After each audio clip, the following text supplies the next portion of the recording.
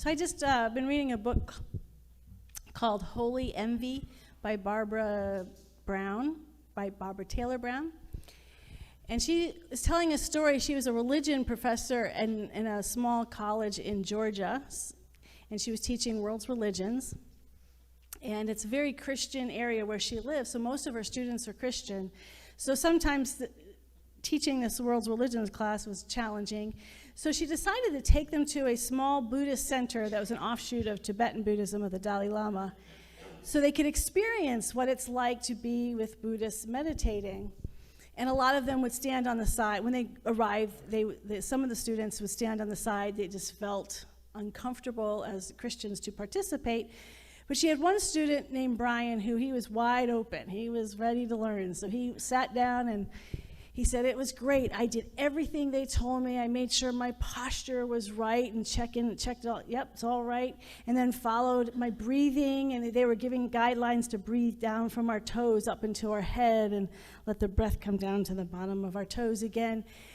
And he said, and I'm sitting there and realizing that I'm feeling this warmth come up my leg, and I realize I'm having my very first meditation experience. I'm having an experience of enlightenment, and I'm feeling the joy, and I open my eyes, and I realize the woman next to me has spilled her coffee, and it was going up the side of my jean.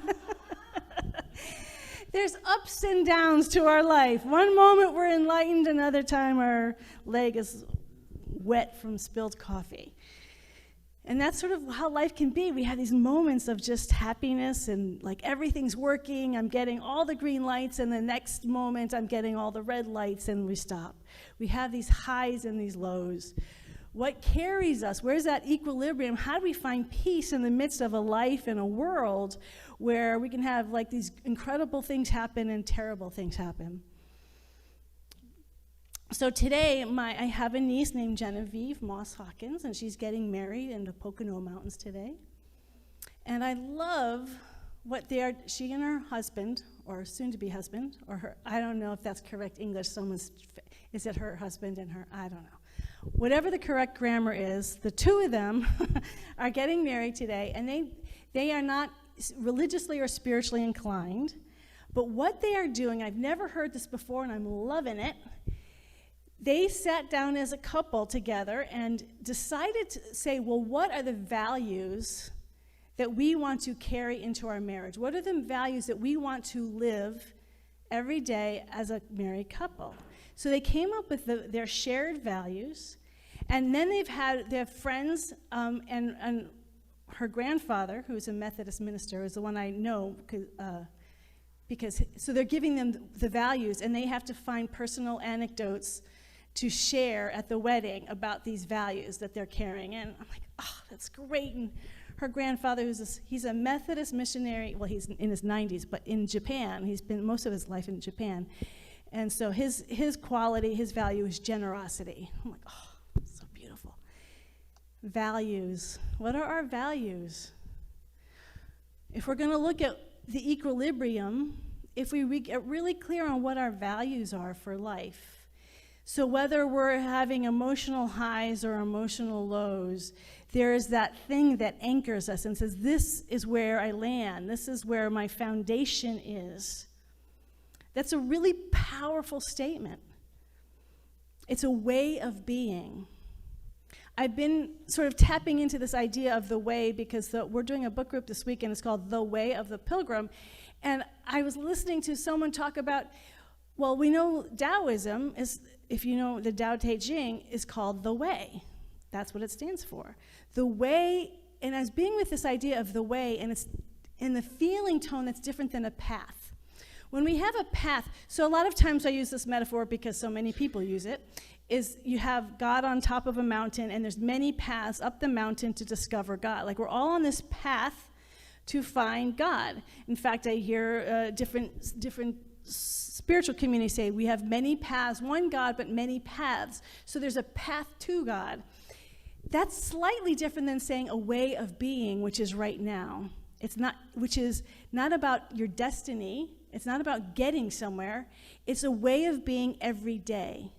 And that's what these values are pointing to. What's our way of being?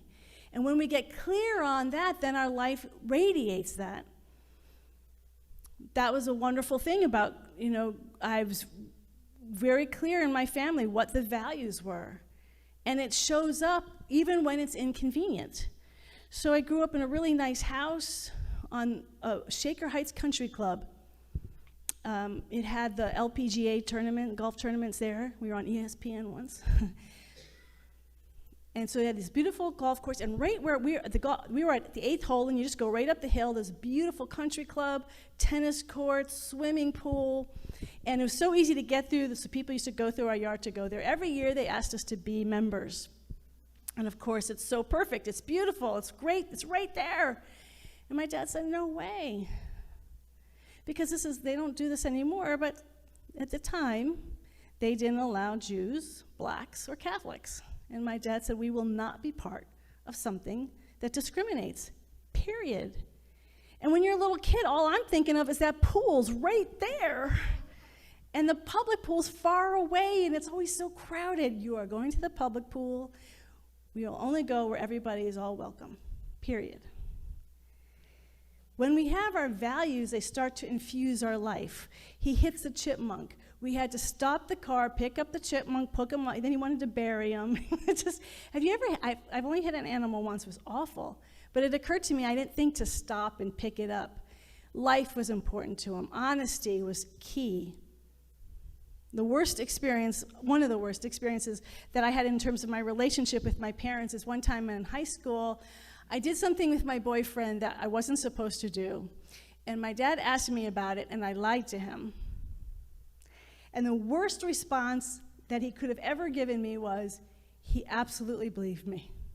It didn't even occur to him to question me, and that just killed me, because I never doubted a word either of my parents said to me. Honesty was so big that of course they're telling me the truth, and I realized they thought the same thing about me. They didn't even think that I might be lying to them, and I never did after that, because it killed me. What are our values? When we know what our values are, they infuse our everyday life, even in, as we heard in the reading today, our mundane moments. We know what our values are. And that's really important as we're going through life. But even the non-mundane things, how do these values hold up in the world? And this is where it gets challenging. So are these values more important than what I want? Is it more important than my own personal good? There's a saying in the Bible that says, there's nothing you lay your life down for your brother or sister. There's no greater love that you can show is to lay your life down for somebody else. Would I lay my life down for somebody else? Is that one of my values? We have Memorial Day, which is tomorrow, which is celebrating people who did make that choice. Well, some people were drafted, but certainly there are so many people who make this choice, and not just Army people. There's people who lay down their life for others. Where in our life, how much are we willing to do that?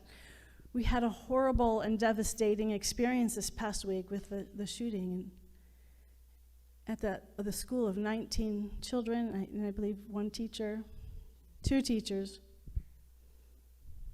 It's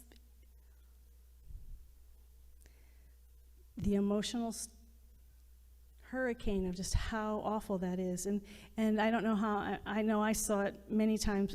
I'm sure most of you have seen it, that long list of all the schools where there's been shootings. We were talking about, when we were at Jen's concert, and we were talking at the meal beforehand about the earthquake in California in 1989, and everyone at the table had lived through it. And then we were talking about as moms, oh yeah, when our kids were little, we had to make an earthquake kit with our picture and a letter to our kids, so if something happened. And then we were talking about, that's not what the kids are learning about today. Now they're learning how to protect themselves from a mass shooter. It's awful. So we have so many very important opportunities to say, what are my values and how am I showing up for those values on a daily basis? one of the hard things that happened with this shooting was the police officer response. There's a lot of upset because they didn't go in the first hour. And, I think it's complicated enough, and for me, it's like, unless I'm in their shoes, I'm not going to judge anybody. But it is one of those questions. How do we show up? And if my life is going to be asked to be put on the line, am I willing to do it? And sometimes we may not answer the way we want to, and that isn't to beat ourselves up, but to say, what do I really believe about this? Who am I really? And it leads to deep introspection. But our values are everything. It is everything to how we show up in our world, and that's the place of equilibrium. But where it gets complicated, and where it got complicated for me, is with the emotions. We've been doing emotions all month. So for instance, my dad, I know beyond a doubt, and my brothers all would go to war if they believed in what it was for, absolutely, without even thinking about it. And it's not that I would or wouldn't, but I was talking about a little bit the gender difference in my family growing up, and so I never thought of myself going to war one way or the other because I was a girl. So I didn't put myself in that position, but they all did and thought very clearly that that's what they believed, and I knew they would. And then I was listening to another person saying that we've had so much peace that there's actually very few people who would put their lives on line for something if it didn't involve themselves. But I think it's more than that. The thing that emotions brings into it, and I think movies and films have really brought, and novels have brought this home, is for a long time war was thought of, this is a good thing, we're fighting for a cause, but then we start watching the movies of how horrific it is. Like just what it does to human beings, what it does to our children. Sending off your boys. I think of Julian going off to a war, and I'm just like, oh my gosh, no. It's horrible. And then the ones who do survive, the long-term damage, both to their bodies and to their minds because of war. So it's like, well, you're laying down your life, but in doing so, you're actually leaving a lot of legacy of pain and destruction behind you. Is that really the value that I have? Is that war is the only answer? And this is what emotions do in general. So that's a big picture one, right? Will you lay your light down life? But just little inconveniences. Sometimes following your values makes your life a little inconvenient. And so the question is how strong is that value in my life? Is this value held as long as things are going along okay, but when it gets really difficult, it disappears? It's not there. It doesn't hold strong.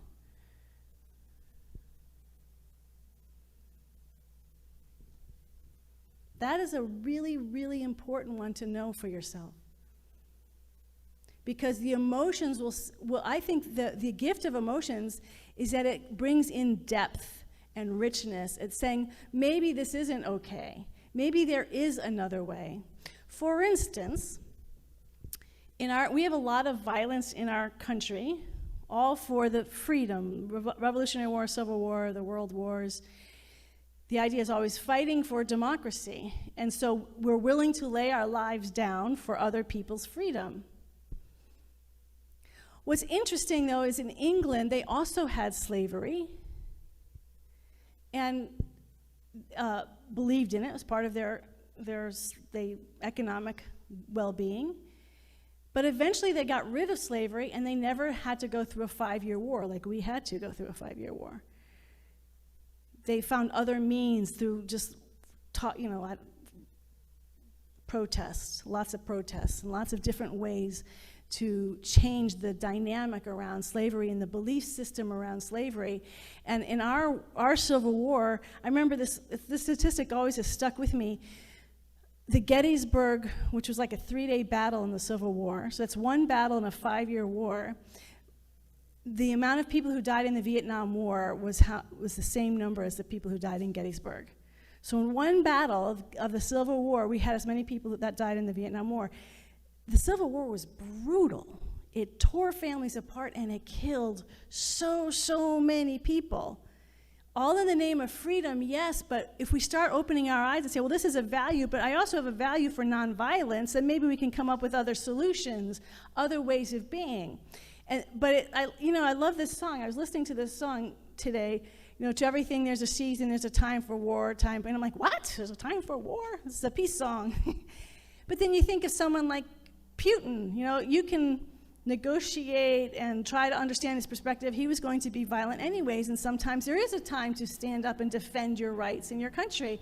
And that's what these values are with emotions. If you have values without emotions, then they just become rigid. I'm just doing this, and this is my value, and I'm sticking to it no matter what. If you're just emotional and have a lot of emotions and you're not clear on what your values are, then your emotions are swirling in this hurricane of craziness, and you have no base, you have no center.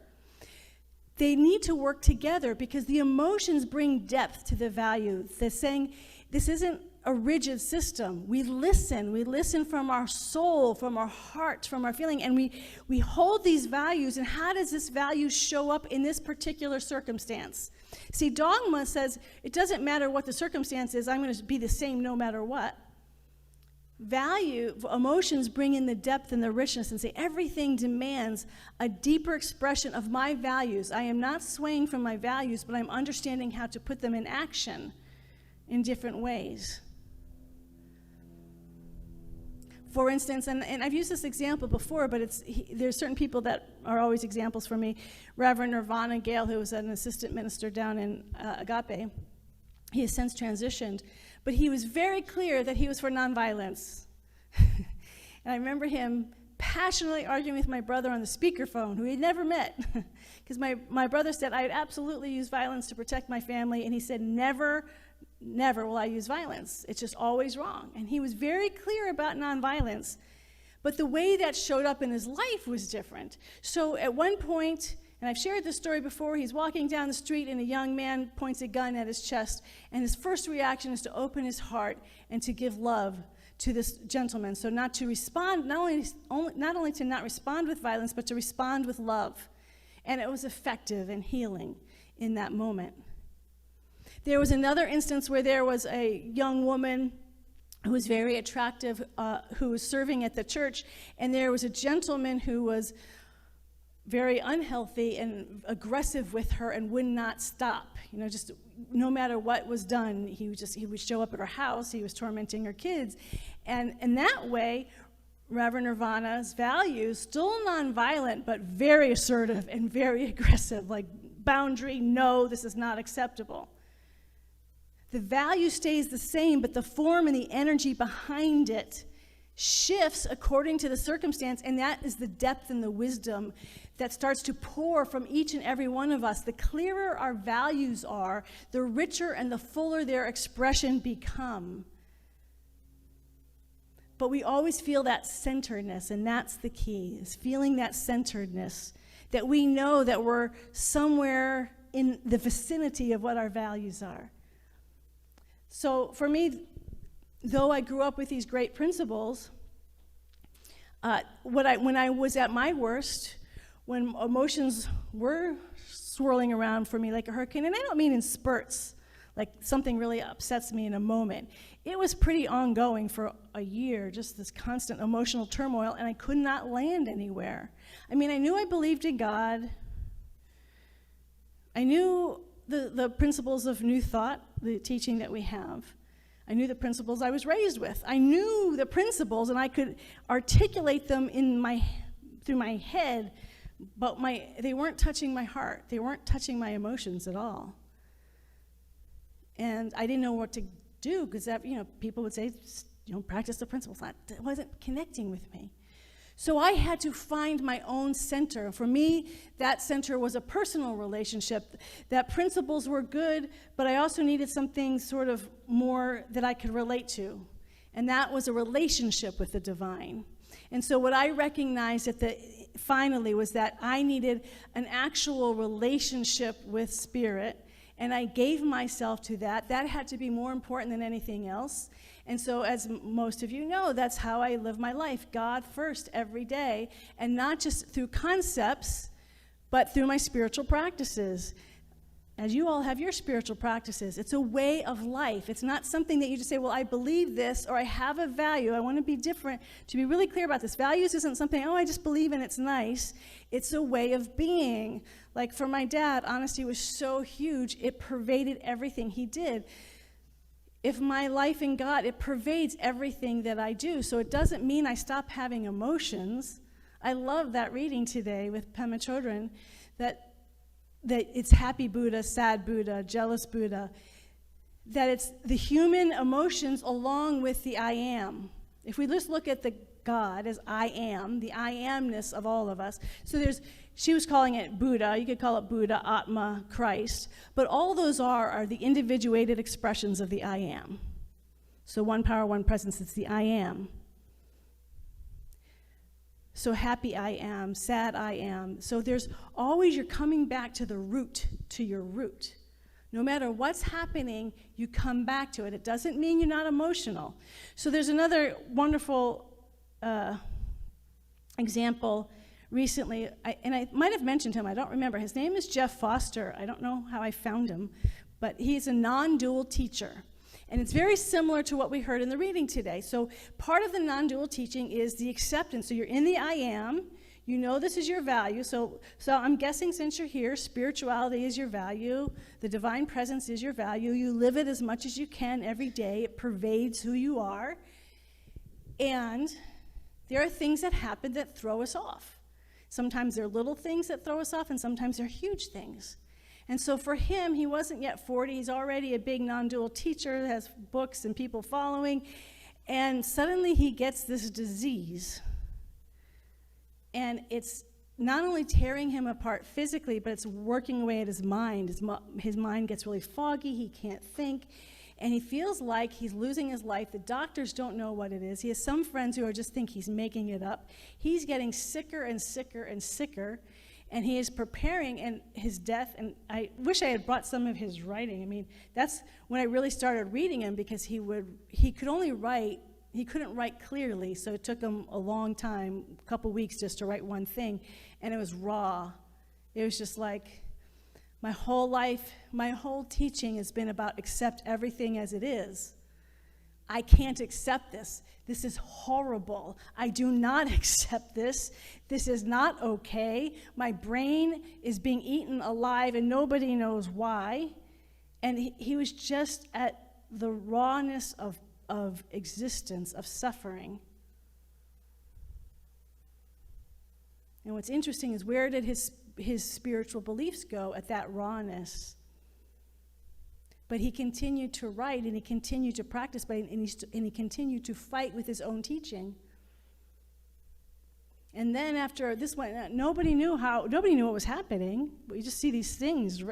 And then about 6 or 7 months later, he said there's been a shift. They realized it's Lyme disease, and he's beginning to get some help. And then slowly he's now come back to his full health. But his whole teaching, it still has the non-duality, but it's also like, he also talks about, and it really sucks at times, and we don't need to accept everything, and we can, like now it has this nuance because of the depths of what he went to, and that's what emotions can do to us. It brings us into the depths. We don't leave our values. He's still a spiritual teacher. He's still teaching very similar ideas to what he always taught, but now it has a greater depth, and this becomes the richness of life. And so as we look at this in our own individual life, what are our values? What are your values? What are the values that you actually live? Not just in your head every day, that people just know these are your values because you just radiate it. You talk about it. You express it. What are those values? Are these the values you want? Do you want to deepen in any of your values? Do you allow difficult circumstances not to turn you away from your values, but deepen in your understanding of these values? These values are your equilibrium. These are your base. God first every day, my base, no doubt. What's your base? One power, one presence. That's the base of the community. There's only one life. That's the base. No matter what, we acknowledge that at the source of all life is this oneness, and it is infinite goodness, and it is infinite love, and it doesn't come and it doesn't go. It's in, through, and as all creation, all of the time, not based on personality. We live by that principle. What is your base?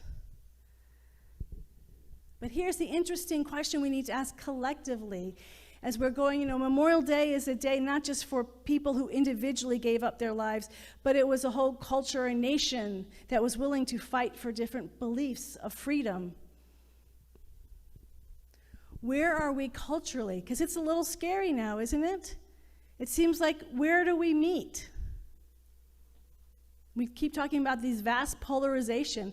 And even with polarization, you think there's only two, but I feel like there's a lot of break-offs. There's a lot of separation going in a lot of different directions.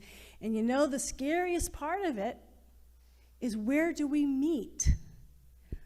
Where are our shared values? Is there anything in all the fighting that there is and the blah, blah, blah, blah, blah, back and forth, is there any place that we meet? And wouldn't that be a really valuable conversation to have and to start with that conversation?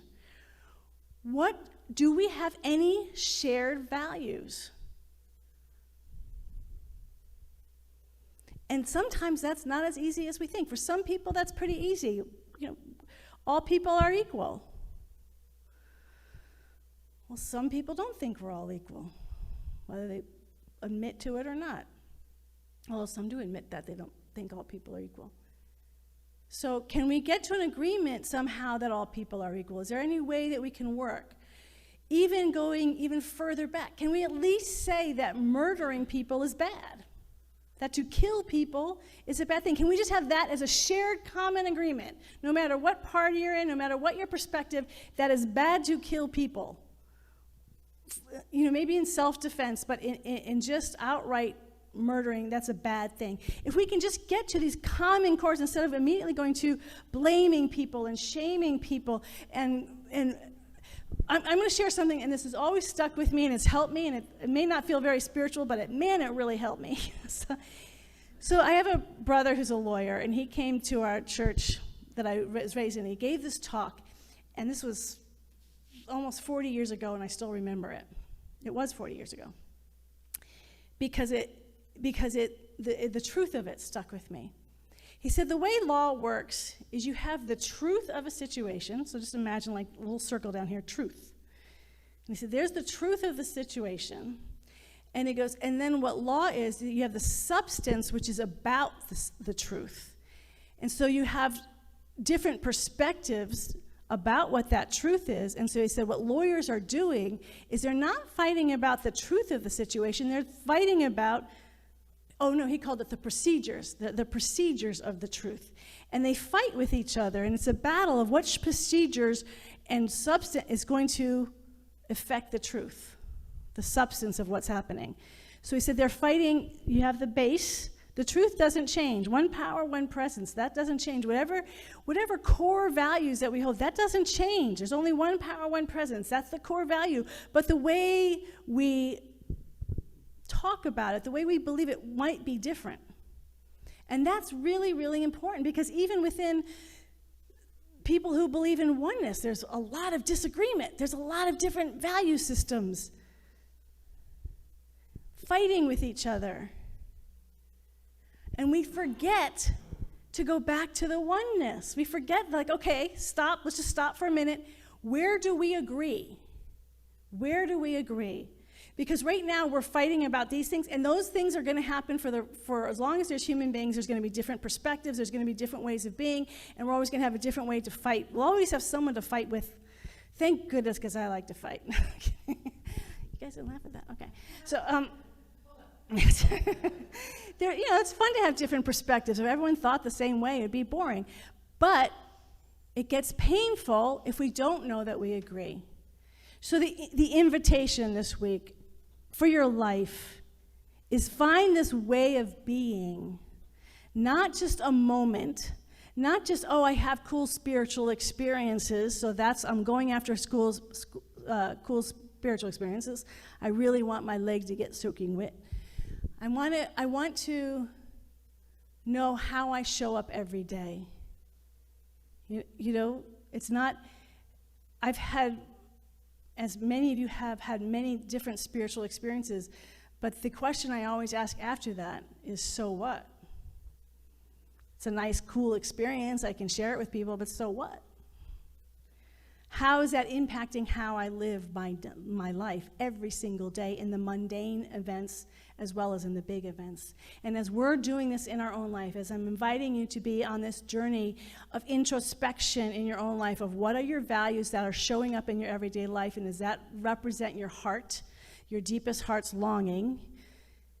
What are our values? So as soon as there's things coming up, this is my invitation with all news from this point on, because elections are coming up next week, and then we have the primaries, and then November, and then there's always things in our culture that people are up in arms about this, that, and the other thing. The invitation for the people who can hear my voice is to say, okay, let's just stop. Where do we agree? Where can I find agreement? With not everybody, but with the generally speaking, where are we all in agreement? And let's meet there. So if you're talking with someone with a very different perspective, before you go into all your arguments and why you think this is different, where do we agree? Just start asking people that you might think you have different perspectives. Where do we agree? Where do our values connect? Because we will never, ever have a healing if we don't know where we agree. If we're only talking about how we are different and separate and other, and this isn't enough or that's enough, if the conversations aren't full of this is where we connect. And we have those wonderful Dove commercials and different commercials where people come in who have different perspectives, but when they get to know each other, that healing starts to happen. Where do we connect? We're not going to connect with everybody, but we can start really building bridges. I invite you to hold back from shaming anybody. You know, there's a lot of shaming of those officers, and I'm like, until I've walked a mile in their shoes, I don't know. I've never been in a position where I've had to go towards someone who's shooting a gun. I would like to think that I would have gone in. I think we all would have liked to be the hero in that. I'm sure many of those police officers are wishing they had made different decisions in retrospect. But in the moment, when you don't have a choice, like one of the things that I do when I'm scared is I freeze, I get paralyzed, I just stop. So I guess I have a little compassion. But whether they're right or wrong, our job is not to shame them. Our job is not to shame anybody if we are one, because when you're shaming someone else, you're shaming yourself. There's only one power, one presence. We need to live this. We need to live this and start operating with an understanding that we are all struggling and trying to figure out how to live this truth. And though we have different ways of doing it, this truth is still there in every one of us, in every single one of us. And that's the place where we start. That's the place from where we have our conversations. That's the place where we will have healing. And you are the people to do it. You're an awesome community, and I love you. Let's pray.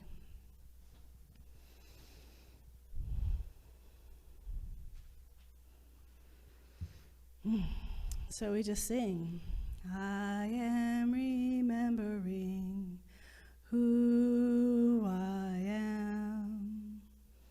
I am remembering who I am. And we could even change the pronoun. We are remembering who we are. We are remembering who we are. How grateful I am to stand in this morning. Though I am the voice, I know I am standing with extraordinary spiritual consciousness this morning, with everyone in this room and online.